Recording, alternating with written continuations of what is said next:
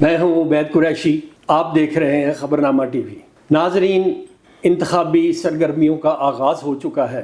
نون league کے senior رہنما علی اصغر ستی صاحب ہمارے ساتھ موجود ہیں۔ ان کا نون لیگ کے ساتھ دیرینہ تعلق ہے۔ ہم ان سے پوچھتے ہیں کہ ان کا کون سا علاقہ ہے اور یہ کب سے سیاست میں سرگرم ہے۔ السلام علیکم سر۔ جی وعلیکم السلام کی صاحب، بہت شکریہ آپ کا اور رضا صاحب آپ کا خبرنامہ ٹی وی کا میں انتہائی شکر گزار ہوں، مشکور ہوں۔ میرا تعلق پاکستان مسلم لیگ کے نون سے ہے اور میرا جو علاقہ ہے وہ تحصیل کوٹلی ستیاں کی ایک یوسی ہے، یوسی درکوٹ ستیاں، اس سے ہے۔ اور میں آپ کو یوں سمجھیں کہ جب سے میں نے سیاست شروع کی ہے پاکستان مسلم لیگ نون کے پلیٹ فارم سے شروع کی ہے اور ماشاءاللہ ابھی تک ہیں، اور انشاءاللہ کوشش ہوگی اور میں آپ کو یقین دلاتا ہوں کہ انشاءاللہ یہ سیاست پاکستان مسلم لیگ نون کے پلیٹ فارم سے ہی چلتی رہے گی انشاءاللہ۔ تو آپ ہمیں یہ بتائیے کہ آپ کے علاقہ میں کوٹلی ستیاں اور آپ کے اپنے جو تحصیل ہے اس میں نون لیگ نے کیا کیا کام کیے اور کس بات پہ وہ الیکشن لڑے گی اور ووٹ مانگے گی؟ جی قریشی صاحب، جتنے بھی کام ہوئے ہیں تحصیل کوٹلی ستیاں میں سمجھتا ہوں کہ پاکستان مسلم لیگ نون کے دور میں ہی ہوئے ہیں۔ جتنے بھی میگا پروجیکٹ بنے ہیں نون لیگ کے دور میں ہوئے ہیں، اور وہ راجہ اشفاق سرور صاحب، محترم جناب شاہد خاقان عباسی صاحب کچھ وہ سابقہ پرائم منسٹر ہیں، اور ان کے دور میں کام ہوئے ہیں، جس میں سمجھتا ہوں کہ اگر روڈز کی حوالے سے دیکھا جائے تو جتنے بھی روڈ کا نیٹ ورک ہے وہ نون لیگ کے دور میں بنا ہے۔ اسی طرف اگر تحصیل دیکھی جائے تو وہ بھی میاں نواز شریف کے دور میں جب وہ چیف منسٹر تھے تو ہماری تحصیل کوٹلی ستیاں کی اناؤنسمنٹ انہوں نے کی تھی، پہلی ہماری تحصیل جو تحصیل مریدی کے ساتھ تھے ہم لوگ۔ تو اس کے حوالے سے اگر دیکھا جائے تو جتنے بھی کام ہوئے ہیں وہ نون لیگ کے دور میں ہوئے ہیں، راجہ اشفاق سرور صاحب نے کرائے ہیں، اور اس کے علاوہ شاہد خاقان عباسی صاحب نے کرائے ہیں۔ اس میں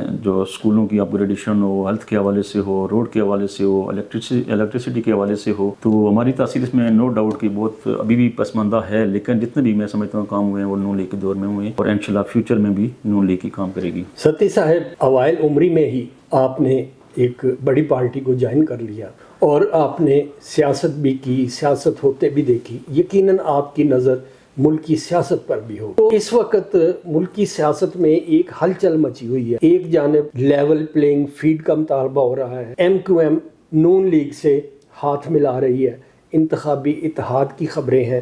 کیا پیپلز پارٹی نے میدان میں اترنے میں دیر تو نہیں کر دی؟ جی قریشی صاحب، اس میں کوئی شک نہیں ہے کہ متحدہ نے اس سے پہلے جتنی بھی سیاست کی ہے وہ کراچی میں، چونکہ ان کا ہے کراچی اربن میں وہ لوگ ہیں، تو وہ کراچی اربن میں ہی انہوں نے سیاست کی ہے۔ تو انہوں نے اس سے پہلے جتنے بھی سیاست کی ہے وہ ان کا اتحاد بنتا تھا الیکشن کے بعد، لیکن یہ میرے خیال میں پہلی دفعہ ان کو ایک موقع ملا ہے نون لیگ کو، کیونکہ ایک سپیس تھا، میں سمجھتا ہوں کہ وہ پیو پارٹی نے ان کو دیا ہے۔ جو اگر پیو پارٹی اگر وہاں پر سیاست پراپر طریقے سے کرتے، ان لوگوں کو ساتھ دے کر چلتے، جو ان کے خدشات تھے، جو ان کے کام میں رکاوٹیں تھیں، وہ پیو پارٹی نے جو ڈالی ہوئی تھی، وہ جو گیپ تھا، وہ سپیس تھا، وہ نون لیگ نے وہاں پر فل کیا ہے۔ ان کو الیکشن سے پہلے ان کے ساتھ ہمارا اتحاد، ہماری پارٹی کے ساتھ انہوں نے آ کے کل لاہور میں میاں نواز شریف صاحب سے ملاقات بھی کی ہے، اور الیکشن کا اتحاد انہوں نے کر لیا ہے۔ تو میں سمجھتا ہوں کہ یہ ہمارے لیے، ہماری پارٹی کے لیے، فیوچر کے لیے، کراچی کے لیے، سندھ کے لیے بہت اچھا، ملک کے لیے بھی ڈیفینیٹلی ایک اچھا ہے، کیونکہ کراچی میں سمجھتا ہوں کہ جو پیو پارٹی ایک بڑی پولیٹیکل پارٹی ہے، لیکن وہ کام جس طرح کام ڈیولپمنٹ پہ گئے باقی ملک میں، پنجاب میں ہماری گورنمنٹ نے نون لیگ نے کیے، اس طرح کراچی میں سمجھتا ہوں کہ پیو پارٹی نے اس طرح کے کام نہیں کیے، اور ایک سپیس تھا، وہ سپیس ہم نے فل کر لیا ہے، اور ہوپ فلی کہ انشاءاللہ آنے والے دنوں میں، آنے والے سالوں میں کراچی میں بھی انشاءاللہ ہم الیکشن جیت کر، ان کے متحدہ کے ساتھ مل کر الیکشن جیت کر، تو انشاءاللہ کراچی میں بھی کام کریں گے۔ ہمارے ساتھ ماضی قریب میں آپ نے ایک انٹرویو میں یہ بات کہی کہ دہشت گردوں کو انتخاب نہ لڑنے دیں۔ اس وقت صورتحال یہ ہے کہ ایک پاپولر پارٹی جس نے حکومت بھی کی پونے 4 سال، ان کے لیڈروں کے اور ان کے ٹاپ قیادت کے ہاتھ پاؤں باندھ کر جیل میں ڈال دیا گیا، اور پھر آپ کے لیے، تمام کے لیے میدان کو کھلا چھوڑ دیا گیا۔ تو یہ کیا ایک پلاننگ کے تحت ہو رہا ہے، یا اس میں آپ کیا سمجھتے ہیں کہ یہ ایسا ہونا چاہیے یا نہیں ہونا چاہیے؟ دو ٹوک بات کیجیے گا پلیز۔ جی اس میں کوئی نو ڈاؤٹ کہ جو 9 مئی کا جو واقعہ ہے وہ ان کی سیاست کو، ان کو لے ڈوبا ہے پاکستان تحریک انصاف کو، تو ہمیں تو کوئی اس میں آبجیکشن نہیں ہے، کوئی اعتراض نہیں ہے کہ جو پولیٹیکلی جو پلیٹ فارم ہے سب کے لیے سیم ہونا چاہیے، ان کو بھی الیکشن لڑنے کی اجازت ہونی چاہیے، لیکن جیسے میں نے پہلے بھی کہا تھا کہ جو دہشت گرد ہیں، ملک اور اس ریاست کے دشمن ہیں، ان کو تو ہرگز اجازت نہیں ہونی چاہیے. اور جہاں تک تعلق ہے باقی جو لوگ ہیں اپنا جن کے اوپر کیسز ہیں 9 مئی کے حوالے سے وہ فیس کریں. اگر وہ کلیئر ہو کے آتے ہیں الیکشن لڑنے اس میں تو کوئی شک نہیں ہے کہ سب کے لیے سیم سچویشن ہونی چاہیے, فیلڈ سے فیلڈ برابر ہونی چاہیے. ہمارا نون لیگ کا تو کوئی ایسا مطالبہ نہیں ہے لیکن پریکٹیکلی نظر آ رہا ہے کہ یہ کچھ فیلڈ جو ہے نا اوپر نیچے نظر آ رہا ہے. نہیں, تو آنے والے وقتوں میں انشاءاللہ اگر لیول ہو گئی تو اعتماد بڑھے. تو اب متحدہ MQM کراچی سندھ, یہ پارٹی نے جب بھی وفاق کا ساتھ دیا اس پارٹی کا وزیر اعظم بنا, اس نے حکومت بنائی. کیا یہ نعرہ وزیر اعظم نواز شریف حقیقت بننے جا رہا ہے؟ جی اس میں کوئی شک نہیں ہے, اس میں کوئی ڈاؤٹ نہیں ہے کہ انشاءاللہ جو 2024 کے الیکشن ہو رہے ہیں جو 8 فروری کو ہو رہے ہیں, اور انشاءاللہ ہماری پارٹی پاکستان مسلم لیگ نون اس میں کامیاب ہونے جا رہی ہے. کیونکہ لوگوں نے دیکھ لیا ہے کہ پچھلے جو پاکستان تحریک انصاف کا جو دور تھا 4.5 سال کا, جتنے بھی انہوں نے لوگوں کے ساتھ وعدے کیے تھے 1 کروڑ نوکریوں کا, 50 لاکھ مکانوں کا, اور ایک ہماری جو یوتھ تھی, ہماری جو جنریشن, ہمارے جو ینگسٹر تھے, ان کو ایک ہوپ تھی, ایک امید تھی کہ ایک نئی پارٹی آئی ہے, اور ڈیفینیٹلی اس میں بہ گئے ہیں. وہ ان کے جو انہوں نے وعدے لوگوں کے ساتھ کیے تھے وہ ایک وعدہ بھی پورا نہیں کر سکی. اور اب لوگ ظاہرہ ایک جو کام کرنے والی پارٹی ہے, جس نے اس ملک کو بنایا ہے, جس نے اس ملک کے میں اندھیرے ختم کیے ہیں, روشنیاں دیے ہیں. دیکھ لیں کہ پورے پاکستان میں جو روڈ کا نیٹ ورک ہے, کمیونیکیشن کا موٹر وے دیے ہیں وہ نون لیگ نے دیے ہیں, اندھیروں سے اس کو نکالا ہے. اور ابھی جو سچویشن ہے وہ آپ کو دیکھ لیں اکنامکلی ہم کہاں پہ کھڑے ہیں کہ ہم 3 ارب کے لیے ہم IMF کی منتیں کرتے ہیں, جولی پہ لائے پھرتے ہیں, ان کی جو ٹرم اینڈ کنڈیشن ہے وہ ہم سب کرتے ہیں, مانتے ہیں. یہ سب یہاں پر لے کے کون گیا؟ یہ تحریک انصاف لے کے گئی ہے. اور اس کا ازالہ میں نے سمجھتا ہوں کہ ایک ہی ہے کہ اگر ہماری گورنمنٹ پاکستان مسلم لیگ نون کی میاں نواز شریف صاحب کی قیادت میں اگر بنتی ہے تو انشاءاللہ یہ جتنے بھی اندھیرے ہیں, لوگوں کے محرومیاں ہیں وہ دور ہوں گی. اور انشاءاللہ جو ہمارا نون لیگ نے 2017 میں 17 میں جب نواز شریف صاحب کو ایک سازش کے تحت یہاں سے نکالا تھا, ایک ایشین ٹائیگر ہم بننے جا رہے تھے, تو انشاءاللہ وہاں سے ہم اس کو دوبارہ ری اسٹارٹ کریں گے اور اس کو انشاءاللہ دوبارہ نظر تو ایسے ہی آ رہا ہے, لیکن آنے والا وقت اس کا فیصلہ کرے گا. منشور ایک بڑی اہم چیز ہوتی ہے انتخابی عمل میں. جی تو ہم نے یہ دیکھا کہ ماضی میں ایسے منشور پیش کیے گئے جن پر عمل درآمد کا ممکن ہی نہیں. روٹی کپڑا اور مکان, 1 کروڑ نوکریاں, 50 لاکھ گھر, عوام نے نعرے لگائے اور ان کے پیچھے چلے گئے. اب نواز شریف صاحب نے ایک منشور بنانے کا ایک پروگرام بنایا ہے اور اس کے لیے کوئی کمیٹی بھی اناؤنس کی ہے.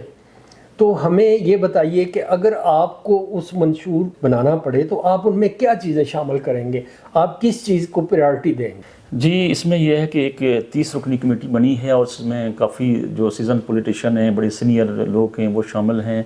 اور وہ جو منشور انشاءاللہ بنے گا اس میں جو عوام کے جو تحفظ, عوام کے جو مفادات ہیں ان کی غربت سے کیسے نکالنا ہے, اور اس کو اکنامکلی پاکستان کو کیسے مضبوط کرنا ہے, یہ ساری چیزیں ڈیفینیٹلی اس میں دیکھیں گے. اس کے دیکھ کر سامنے رکھ کے تو ہمارا انشاءاللہ منشور آئے گا, اور ایسا منشور بنائیں گے کہ جس کے اوپر امپلیمنٹ بھی ہو.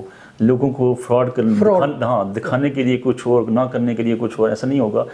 انشاءاللہ ایسا ہماری پارٹی منشور بنائے گی کہ جو عوامی جو مفادات ہیں ان کو سامنے رکھ کے لوگوں کو غربت کی لکیر سے کیسے نکالنا ہے, یہ ساری چیزیں سامنے رکھ کے, ملکی جو حالات ہیں وہ سامنے رکھ کے تو ہم انشاءاللہ منشور ہماری پارٹی بنائے گی, اور انشاءاللہ آنے والے دنوں میں اس میں عمل بھی کریں گے. انشاءاللہ ہم آنے والے دنوں میں وہ منشور بھی دیکھیں گے اور اس کے اوپر آپ کے ساتھ ڈسکشن بھی کریں گے. ایک بڑا اہم سوال ہے کہ شاہد خاقان عباسی صاحب سینئر رہنما, ساری لائف انہوں نے نون لیگ کے ساتھ گزاری, کیا مستقبل میں وہ کہیں آپ کو نظر آ رہے ہیں یا پھر سیاسی مستقبل ان کا تاریخ ہے؟ دیکھیں جی جہاں تک تعلق ہے شاہد خاقان عباسی صاحب کا, شاہد خاقان عباسی 85 سے پاکستان مسلم لیگ نون سے منسلک ہیں اور ابھی تک ہیں. وہ یقیناً ایک بڑے سیاستدان ہیں, بڑی قد کے سیاستدان ہیں. وہ اوورال پورے پاکستان کے وزیر اعظم ہی چکے رہے ہیں, سابقہ وزیر اعظم ہی ہیں. تو ان کی اپنی ایک سوچ ہے, ایک تھنکنگ ہے, اس سے ان کا اپنا ایک پوائنٹ آف ویو بھی ہے.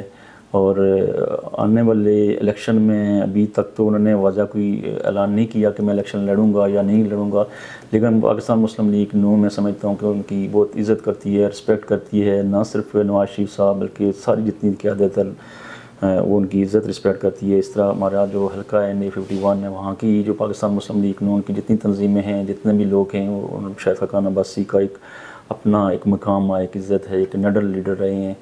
تو ہماری امید ہے کہ انشاءاللہ وہ پاکستان مسلم لیگ نون کے پلیٹ فارم سے یہ الیکشن لڑیں گے اور ہم انشاءاللہ ان کی پوری سپورٹ کریں گے۔ آپ انتخابی ماحول کو کیسا دیکھ رہے ہیں؟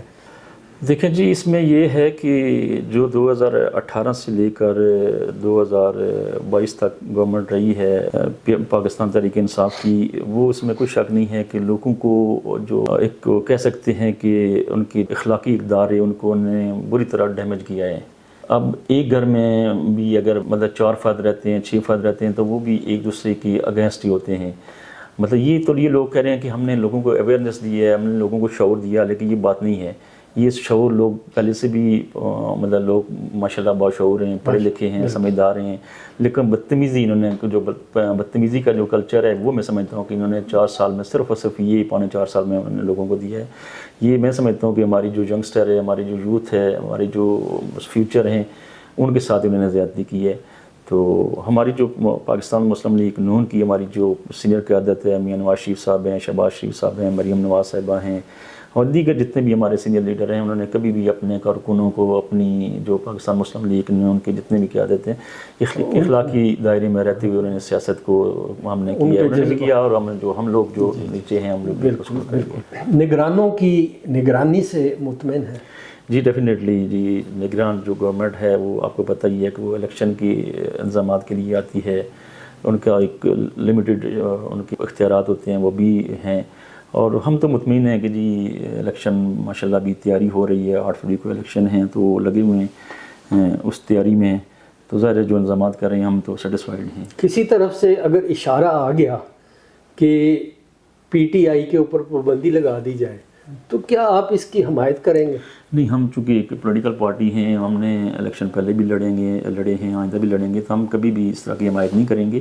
اس میں کوئی شک نہیں ہے، ضرور اس میں ہم یہی کہیں گے اگر کسی نے کوئی غلطی کی ہے، کوئی 9 مئی کے حوالے سے اگر کسی کے اوپر کوئی کیس آتا ہے تو وہ کورٹ سے کلیئر ہو کے الیکشن لڑے۔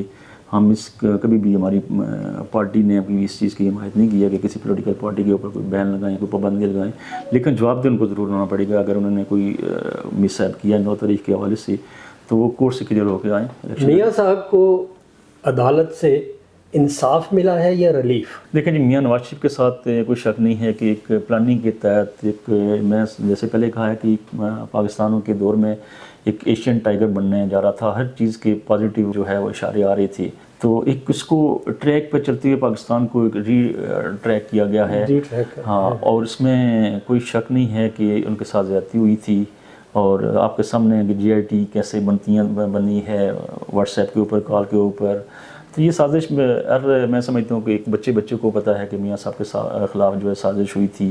تو اب اگر کورٹ انڈیپینڈنٹ آ گئے ہیں، انہوں نے ان کو ریلیف دیا، تو یہ کوئی میں سمجھتا ہوں کہ کوئی ڈیل کا نتیجہ نہیں ہے، یہ سب کو پتہ تھا۔ ایک جو جج جن کی ڈیتھ ہو گئی ہے، ارشد کا نام ارشد تھا، وہ ملک ارشد، وہ بھی ڈیتھ سے پہلے ایک سٹیٹمنٹ ان کی آپ لوگوں کے سامنے ہی ہے کہ کس طرح ان کو پریشرائز کر کے تو یہ سزا ان کو دلوائی گئی ہے۔ کیا لوٹ مار کا دور تو نہیں شروع ہو جائے گا؟ پھر بڑے الزامات ہیں۔ نہیں کریم صاحب، اس میں بھی کوئی زیادتی ہے، میں سمجھتا ہوں کہ پاکستان مسلم لیگ نون کے ساتھ زیادتی ہے کہ یہ ٹوٹلی جھوٹے الزامات ہیں۔ کوئی آج دن تک پاکستان مسلم لیگ نون کے اوپر ایک سنگل پینی کی کرپشن ثابت نہیں ہوئی۔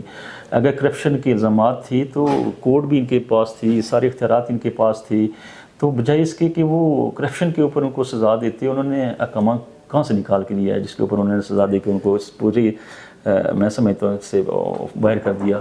ستی بھائی بہت شکریہ، اور آپ نے بڑا قیمتی وقت دیا اور ہمارے سخت سوالات کے آپ نے جوابات بھی دیے، اور یقیناً اس سے ہمارے ناظرین کے علم میں اضافہ ہوا۔ ناظرین، مسلم لیگ نون کے سینئر رہنما علی اصغر ستی صاحب نے ہمارے تیز اور تند سوالات کے جواب دیے۔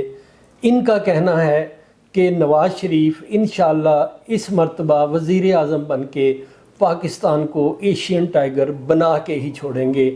بہت شکریہ.